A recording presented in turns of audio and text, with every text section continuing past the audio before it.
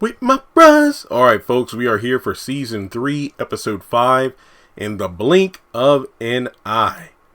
And my goodness, okay, so this is the middle ground, pretty much where I said that I would review the show for the first 3 to 5 episodes to see where the audience was with the reviews, with the engagement, like the comments and the likes were good, and if the views were up to par. But unfortunately, that is not the case. Last week's review did 755, which is the best review, because the other ones, oh boy, they didn't do so hot. None of them even cracked 500. So I will do this week's review and see how it goes. If it doesn't do amazing, I'm probably going to cool it on bruh for a little while, where I'm still going to watch the show, but I'm probably going to binge it, where I'm going to save maybe 2 or 3 episodes and watch them all at once. And I don't know, maybe when Sisters comes on, there'll be some spillover where when I do Sisters videos, some of those views will spill over into bruh, where let's say, for example, if I do episode 6 of bruh next week and post that around the same time as my Sisters videos, people might watch. I don't know. We'll wait and see. But regardless, House of Pain, that's on mid-season due to Sisters return next week. Bruh, like I said, these are bite-sized episodes. I don't mind watching and reviewing because I like it. But like with Assisted Living, the views aren't there, meaning neither is the ad revenue, and I got bills. So we'll see. Let's just wait and see how this review does in itself. But gotta say, wasn't too crazy about this episode. I'm going to be completely honest. I do feel like there was a lot of missing context. Some of the characters were acting arguably out of character. Some of them acted in ways where we've seen them act the way they did before, but it's like, I feel like there was some missing puzzle pieces. Because when they showed the recap of last week, and the first scene of this week was Darla telling John, "I ought to beat your ass," I literally rewound the episode. I'm like, okay, did I miss something here? Because I literally went to the beginning of the episode again. I looked at the recap again. I'm like, did I miss something here? I'm literally sitting in my computer chair. The computer's right in front of me. I'm on BET Plus, and I'm like, please, was there a deleted scene? Because I feel like there was a lot of context missing. So apparently it turns out John was he was in the friend group of some of the guys that, harassed Darla in college. And if I remember correctly, it was in the last episode where Darla told Greg that in college she was talking with a guy. Really got to know him. They really liked each other. He found out that that she's a transgender woman and put hands on her. And then from there, pretty much kind of outed her in front of all his friends. And then, they made life a living hell for her in terms of the jokes, just the ridicule, the mocking. And as a result, she dropped out, became a cop because she didn't want to go through that ever again. And apparently, I'm guessing John was involved in this somehow, being, I guess you could say, in that dude's friend group. Which is, again, I need more context because of the fact that we know that John got outed. Well, he got arrested, and then he, got kicked out of college because he took the fall for his bros when it came to Mike messing around with the dean's daughter when they were both drunk, and then she cried, rape allegations. So it just feels like a weird thing to put on John. John was taking L's in this episode. But at the same time, I just feel like this was a weird direction to go. Because remember last season when John was at Tom's apartment, he was talking with Greg. Darla had come over, and Tom was like, and Greg was like, "Hey, I got somebody coming over. I need you to leave." And this was last season after Greg had, come into town, and Tom was out to see his mom, and Greg was like, look, man, I got a date going on. And I love Greg because he's quick to like stop. He puts like, the pause button on people who want to like ramble at the mouth over nothing. Like, look, hey, I don't mean any disrespect, but I need to go. I got something going on. So he does this to Ms. Alice. He does it to, John. He does it to Bill. But in passing, John saw Darla. It's like, hey, Darla, okay, I'm going by. And it's like, why didn't Darla say anything then? Because remember, I gave that a pass, because if you go back to when they first met in episode 1 of season 2, when Darla was first introduced, John pretty much, wouldn't look her in the eye or anything because, he didn't want to mess around with cops or anything. But, that was a more comedic, their first meeting. So again, I let that slide. But then you get to this point where I want to beat your ass. It's like, what the hell? So I don't know. I just feel like the trauma of that situation, Darla would have recognized them like that. But yeah, this really didn't work for me. So from there, John's apologizing because of the fact, hey, I was a stupid kid and whatnot. I shouldn't have made those jokes. I'm sorry. And I mean, look,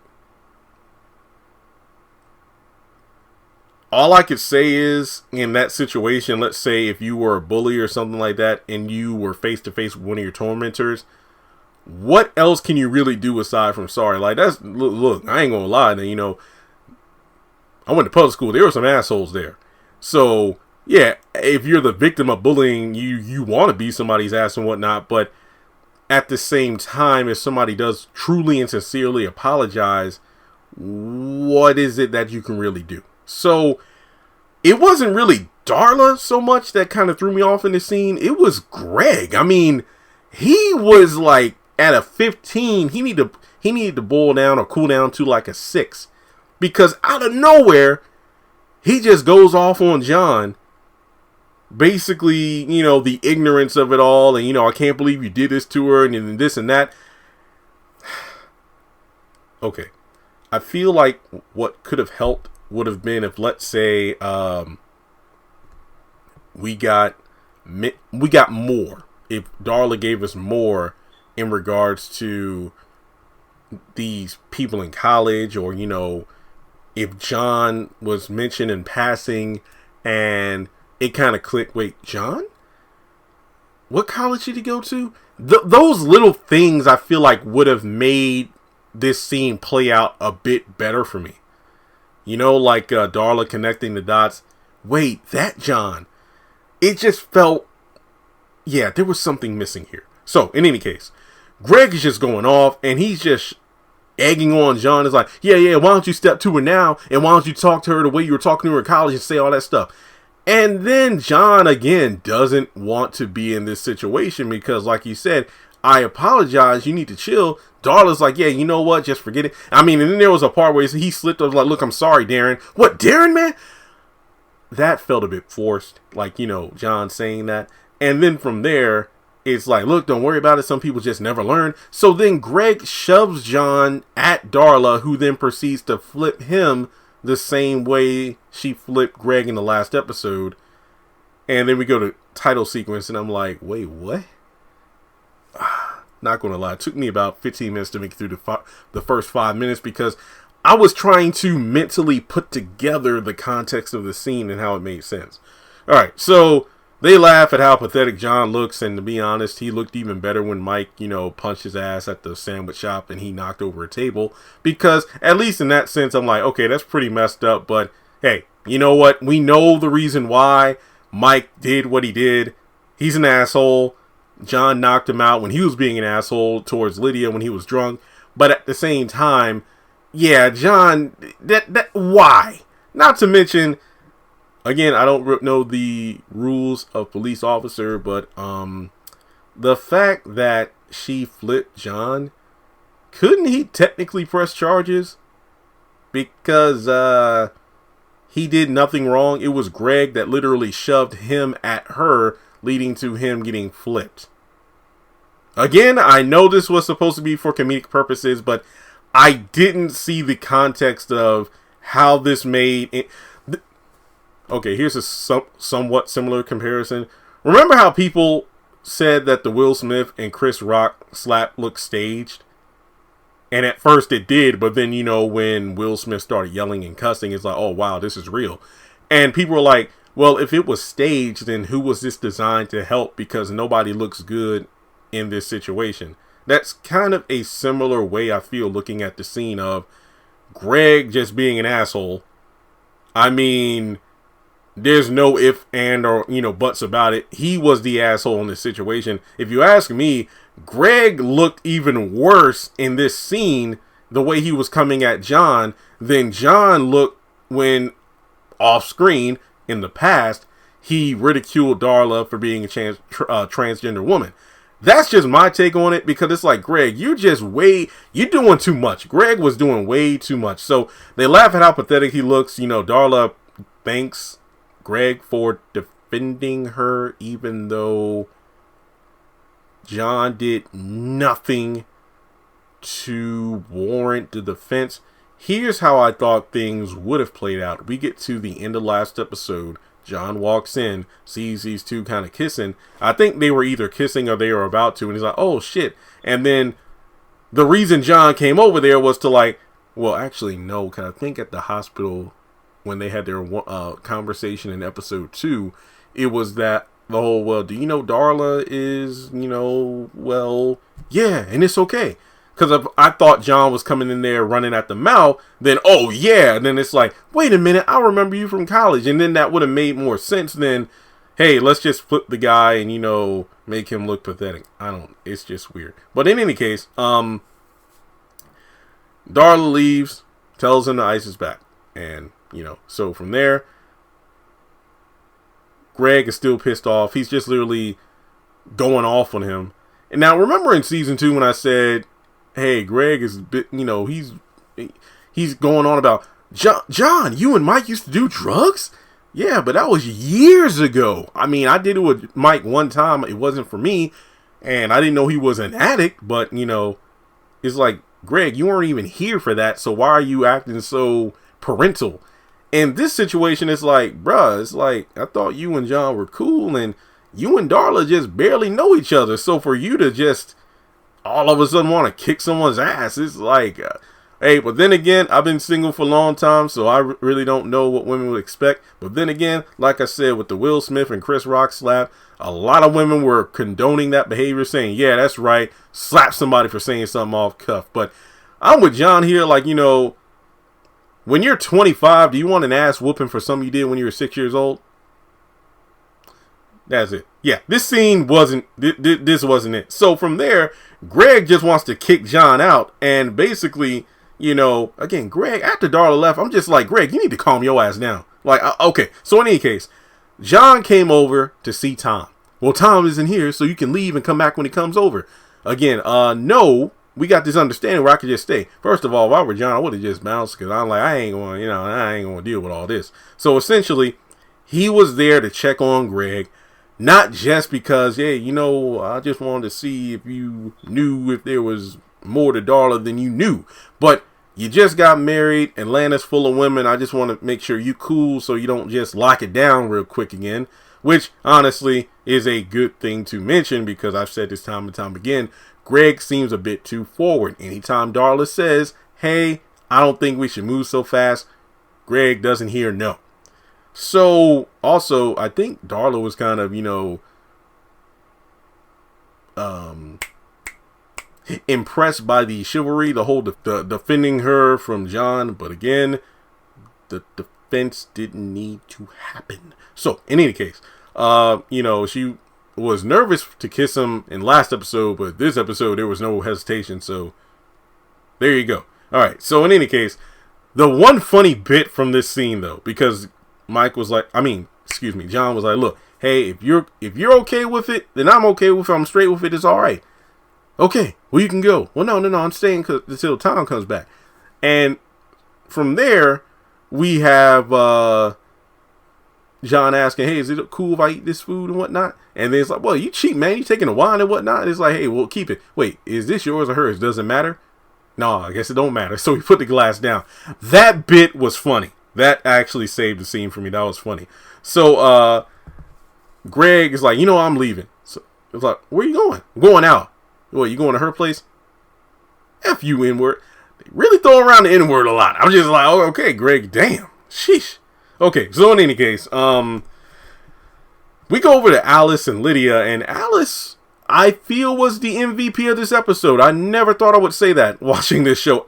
Miss Alice was the MVP of this episode. She does something in her second scene that had me going, are we really doing this again? But in the scene with Lydia, I really loved it. Because, yes, I know Miss Alice is a bit much, but you take Miss Alice for who she is.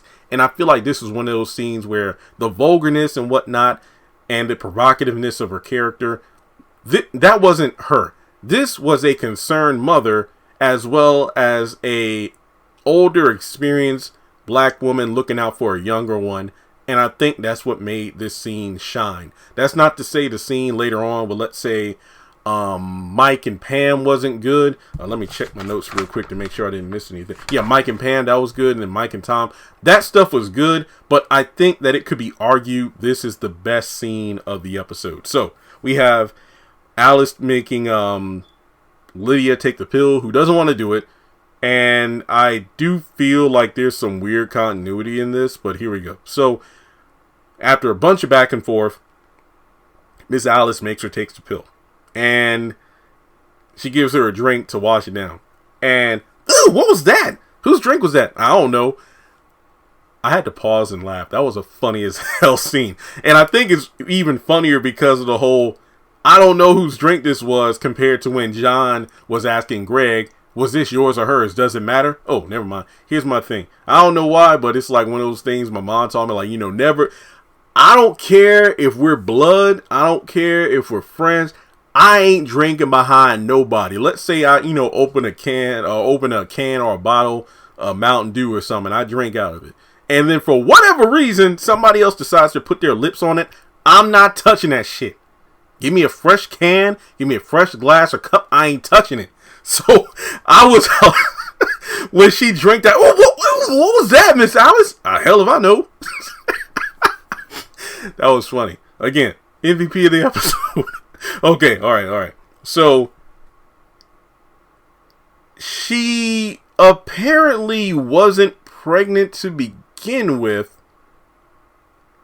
So why the fuss of not taking the pill? But I guess that's explained when she goes on to say, you know what?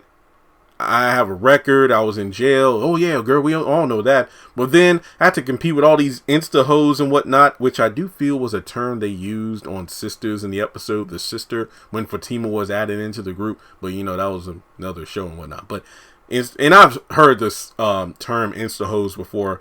And the thing is, she was going to, I guess you could say, weaponize this, but basically, nobody ever wants to get to know me and whatnot. So I was going to say that I was pregnant so John would have to get to know me and have to like me.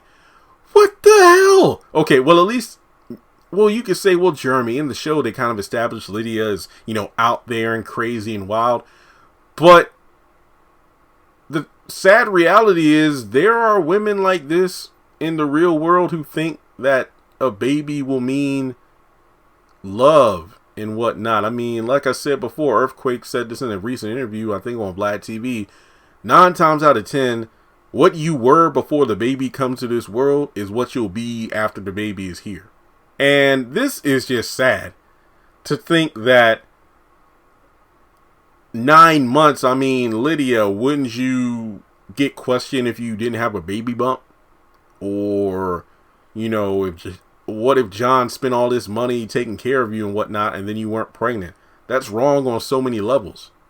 It really is. But thankfully, Miss Alice called her out for how stupid it was. So I don't have to say it because she did. Again, MVP award. All right. So long story short, she tries to give her a reality check about how, wow, you really like John, but he's not ready for a baby. You don't even know him.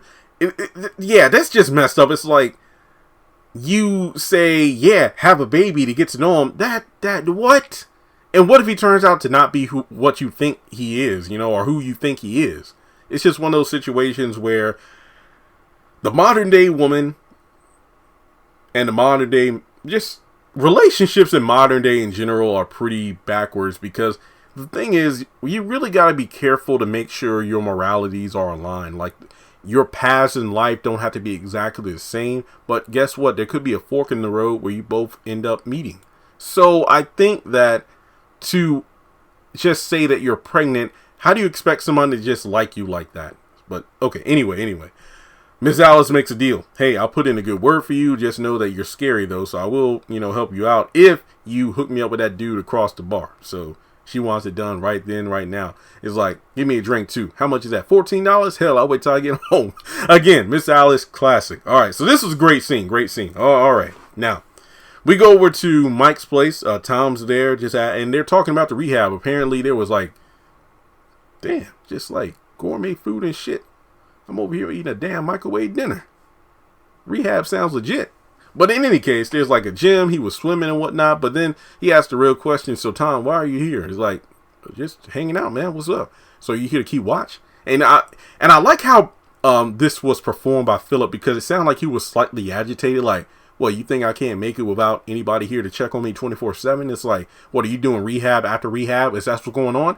But it's like, no. It's like, I just here to hang with my boy. But on the real, it's like, well, Greg has somebody over. Oh, okay. But just know that if you needed somebody to, just check on you, just know that I got you. It's like, no, don't worry. I don't need anybody to check on me. I'm good. But you got to bounce. Why? Pam's on the way. Okay. So, Tom leaves, and it's kind of funny because going back to the whole I don't drink after anybody else, Tom is about to leave, and Mike's like, I'll take that. It's like, but it's just a water. You couldn't let the man have a water bottle? I mean, like I said, he had drunk out of it, so why would you keep it? But again, that was just how I was raised. It's like that thing where you're in a grocery store, you don't get the first, like if you're getting food or something, you don't get the first one that's on front of the shelf, you get the one that's behind it. Well, especially with food, because you gotta check expiration dates. Cause I was in Dollar General yesterday, and there were some peanut butter crackers that were from January 2022. Yeah, always check the expiration date, people. But in any case, Pam comes in and asks about rehab, and Mike goes on about how it was pretty lonely and I missed you, and she says, yeah, because you used to being surrounded by women and you were on lockdown. Yeah, but all those women, they don't make me feel the way you do. And apparently he's saying everything she wants to hear, and he's happy that she's happy about the new Mike, and she's sincere in what she's saying. And apparently, her body missed him, and I'm thinking, oh, sookie now. So, thing is,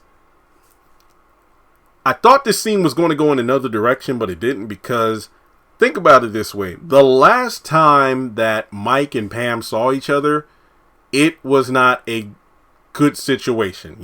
He tossed her to the ground. Well, he wrestled her to the ground for his drugs. He went into the bathroom. She was crying on the outside of the door, talking about her dad, and his battle with drugs ended in, him, overdosing.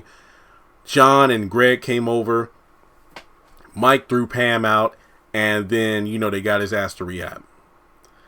And then I think the last time they communicated was over the phone. And, Pam was, obviously upset about what happened. And, Mike was telling Natalie how he wanted to get better for her and whatnot. So I was a bit surprised. And I don't mean this in a bad way. I'm not docking points for this. But I was a bit surprised with how quick the turnaround was for Pam. She came over. There was really no mention of what happened the last time she was there. And yeah, not to doubt his progress, but I would think she would be a little bit more, yeah, maybe it's a bit too soon for us to, do the nasty. Okay, maybe I'm thinking more like Miss Alice, but, make love. And I was like, oh, she wants to make love. It's not just sex. It's like she's really into it in regards of being into Mike and this being a very intimate moment. I think that's the thing that helped. And obviously Alyssa and Philip's chemistry on and off camera came through, because I really you could tell these two are a good couple because they had that natural chemistry thing. And at first, here's the thing. When Pam's like, my body missed you, I'm like, what? I was shocked she said that, because it seemed like obviously Mike wanted her the moment she stepped in the door. And I thought Pam, going back to what I said before, was going to take the more, hey, are you sure you're okay? Because the last time I was here. So, yeah, this really made the scene stand out for me. But the best part, when he went in for a kiss and then he stops and he's like, have you been drinking?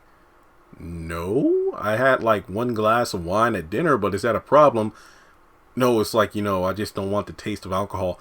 And I like that. It's like, look, I don't want to trigger you for your, addictions and whatnot. So it's okay. We don't have to kiss, but where's the fun in that? It's like, I'll show you. Wait, what? It ain't no fun. Undo your pants and go to the bedroom. I ain't gonna lie. For a woman to say that to me, I'll be like, well, lead the way, Captain. But in any case, off screen, we hear, oh, wow. Oh, okay. So apparently Mike is having fun. But here is another thing to talk about. The fact that Mike really said, and again, I was shocked he would say this. You ever realize that every time we have sex, it's because, one or both of us are drunk? What about in the morning, where we're usually like, hungover from the night before? And I was like, damn, Mike, you making all the right moves right now. So this is, I really want to give this the best scene of the episode, but I still think Miss Alice really, really showcased her stuff in regards to talking sense to somebody when it came to Lydia. So I'm at it. I'm just torn between Pam and Mike and Alice and Lydia. And speaking of Alice and the man that Lydia hooked her up with, whoo! Okay, so the blinking man. I'm just going to call him the blinking man because I don't think he was named unless he was in the credits. I didn't watch the credits, so I don't know. But they come up to the apartment. John is, just sitting on the couch. I mean, John's had one hell of a night, which begs the question of two things. Okay, so the Alice and Lydia scene, I guess continuity-wise, it makes sense for us to pick up with Lydia and Alice. Lydia and Alice, yeah, the moment John came out of the apartment. But, came out of the bar and went to Tom's. But then again, I wonder if John, because I mentioned this in the last episode, I'm like, okay, continuity, like, how was John showing up at Tom's apartment? Perhaps John left, went in the car, and went to Tom's apartment. And Alice was hooked up with that guy by Lydia, and he gave her a ride home. I guess. I don't know. Ride share. I don't know. But in any case, Alice talks about how this is a guy, met at the bar. I'm not going into the details because you know how Miss Alice is. She wants, a little something to get her over through the night. But John wants him gone. Alice is like, nope. So she sends the blinking man to her room to get ready before she comes in there. So it's a sweet thing where it's like, hey, you got to thank me for it, getting her to take that pill. And, John gets up and hugs his mom. But that was a good, I like that scene. But in any case, this is the portion where I'm like, Miss Alice, come on, man. You were the MVP and I was handing you the trophy. Now I want to snatch it back. Lydia's coming over to talk to her. What the hell? Siri, why? Why is Miss Alice letting Lydia come over? You said you would put in a good word. Inviting her back over? Come on. All right, okay. So John is, he's leaving ASAP. So the question is, he's like, look, she going to find you. Well, hey, she going to have to look for me. But then again, John, Lydia seems to have the senses of a bloodhound, and she could probably find you. Because I was thinking, well, we see John leave the apartment. I'm like, Lord, don't let him open the door and she already be there. Plus, the walls are thin, so I'm pretty sure even if she came over to talk, the commotion that Miss Alice and Blinking Man would make would probably, you know what? Let's not even think about that. So we get to the final scene, Bill and Regina. And this, kind of like the first scene, I am confused as hell in terms of the context of what the arrangement is by having her mother at the at the loft, at the apartment, basically at Bill's place. So Bill wants to get freaky. He just starts off by kissing her shoulder and whatnot. It's like, and then like, what are you doing? I'm like, damn, Regina, Bill can't even get it like slightly intimate. It's like every time he tries to, get intimate or close to you, you just throw an attitude. But in any case, she's like, wait till my mom's asleep because the walls are thin. There are no doors. The walls are brick. So how thin are Bill's? Bill and John need to get new places to have thicker walls. I feel like that's the best way to sum up their apartment or, their living situation. But Bill brings up the fact, like, okay, so how long is your mom going to be here? I don't know. It's like, well, this sweet having her here. No, it's not. And then it's like, I don't know when she's leaving. And Bill's like, well, hey, you need to tell her to leave. I'm not kicking her out. But then she goes on to say, I think you need to talk. We need to talk. It's like, he's like, look, this isn't going to work. I was thinking the same thing. And I'm like, oh, wow, we're talking about the annulment thing. I thought that's what she was going to do. But no, she talked about, we need to get a bigger place. What? I don't want to get a bigger place. When's your mom leaving? I don't know. So the thing is, I'm confused because remember Pam was telling Regina this was a good test and whatnot. And then Regina told Bill that her mom was joking. So is she really staying or not? I mean, like I said, with her saying we need a bigger place for all of us, it's like, again, what? I will say, Bill, like, no, this is my place and all. I was actually shocked Regina didn't say, well, we're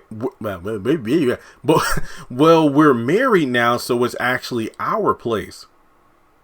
That would have been something I would have fully agreed with. And no, I wouldn't even say, well, Regina, Bill invited you to stay with him because you didn't have a place to go. But when you get married, what's mine is ours. Isn't that what they say? But, yeah, the whole thing about your mom just popping up out of the blue, no. It just doesn't make sense. No. So from there, he wants to get busy and she's like, no, look, the walls are thin. She can hear us. She'll be asleep anytime soon. Why don't you take a cold shower? No, your mom's going to see me and I'm going to poke her eye out. But Regina makes him go. So he goes out there and boom. Hilda sees him. And that's the end of the episode. So folks, yeah, unfortunately this episode didn't do it for me. Like I said, the first scene with Greg, Darla, and John, and then the Bill and Regina scene, there was just, I feel like a lot of missing communication there. But with the first scene, I feel like there was maybe a deleted scene or missing context. But the final scene, I really want to know if the Hilda thing is permanent or not. And Miss Alice inviting Lydia over was a bad move. Now, if it was a joke where, let's say, for example,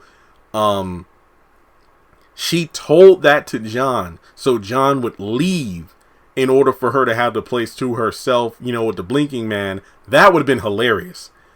But that doesn't seem to be the case at all. And like I was talking with somebody after I finished the episode, why didn't Alice say that Lydia wasn't even pregnant to begin with? But, and I'll give Miss Alice and the show the benefit of the doubt. Perhaps Lydia is going to tell John that herself. I feel like that would be a great character moment, as opposed to leaving him in the dark. So there's that. But like I said, the Mike and Pam scene and the Alice and Lydia scene were the two highlights for me. But that's all I gotta say. Holy crap, this video is longer than the episode. I haven't done a video this long on Bruh in quite a while. But yeah, we'll see how this one does. If this video, if it can crack 1,500 views, 1,500 views, I feel like it's reasonable. If this video can do that well, then I will continue to review the show. If it doesn't, I will probably take a break from Bruh. But we'll see. Who knows? Plus, I need to watch Kingdom Business. Yeah, I really need to get on that. So, thanks so much for tuning in, folks. Hit the thumbs up button to show you like the video. Follow me on social media. Links are in the description below. Comment your thoughts on the episode. Do you agree with my score? Do you feel like the episode was better than I said it was? Or are you like, no, Jeremy, that was pretty accurate? Either way, let's get the conversation going. And I'll talk to you all in the next video.